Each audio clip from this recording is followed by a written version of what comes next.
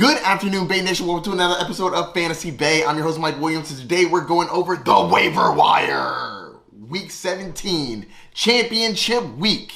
These decisions can make you or break you, lead you to prosperity, or send you to despair. If you're looking for a quarterback off the waiver wire, I think I got you. Assuming that Jared Goff and Trevor Lawrence are both not on your waiver wire, I think you should go with Gardner Minshew. Now, Jalen Hurts' status is still up in the air, but if Gardner Minshew plays, I think it's a solid play. He was okay last week, 24 for 40, 355 yards, and 3 touchdowns. He did have 2 picks though, but 25 fantasy points, not bad.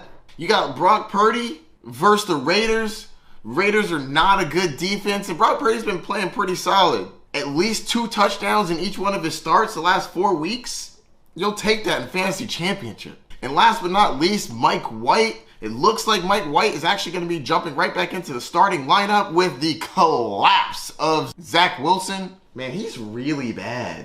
Like, really bad. So Zach White versus Seattle could be a solid ad. Are you in need of a running back off the waiver wire this week?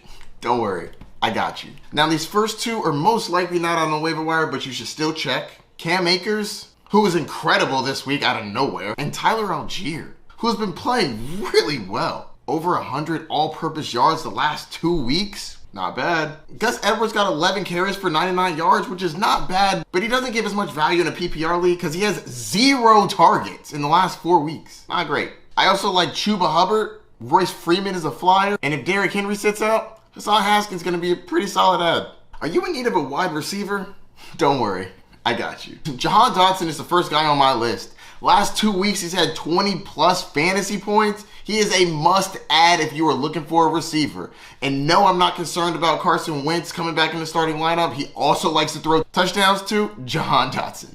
I like Romeo Doubs, especially if Christian Watson sits. Surprisingly, a couple of New York wide receivers, Richie James Jr., who had 12 targets last week, and Isaiah Hodgins, who had 11 targets last week. Not a huge fan of the quarterback, but you can't really argue with the targets. And if you're desperate, I think you can go with Russell Gage or Greg Dortch, who had 10 receptions for 98 yards last week. Not bad. Are you desperate at the tight end position? Don't worry, I got you. That being said, some of the same names are going to pop up on this list. You got Greg Dortch, who had 8 targets last week. That's not bad. And Tyler Conklin should be fine with Mike White coming back. I know these guys probably aren't out there, but you should check anyways. Evan Ingram has been on fire lately, so if he's out there, he's a must grab, but he's probably not. Taylor Higbee blew up last week. Again, probably not out there, but you should check. And Taysom Hill is always a dart throw. Are you in need of a defense? Don't worry, I got you. New York Giants. They're facing the Indianapolis Colts, who just got smacked down against the Chargers. Nick Foles may not be the answer. I like the Jaguars going against Houston. The last 3 weeks, Jaguars have had double-digit fantasy points as a defense. That's pretty solid, but Houston's not great, so I do think it's a solid matchup. I also like Washington versus Cleveland. And check to see if the Chiefs are out there. They get Denver this week, and the Broncos look terrible. They did just fire their head coach. So that's going to do it for my waiver wire episode. Don't forget to like, subscribe, and hit that notification bell down below. If you have any questions, hit me up. Good luck on the wire this week, and you got this. Heading for a championship. Let's ride.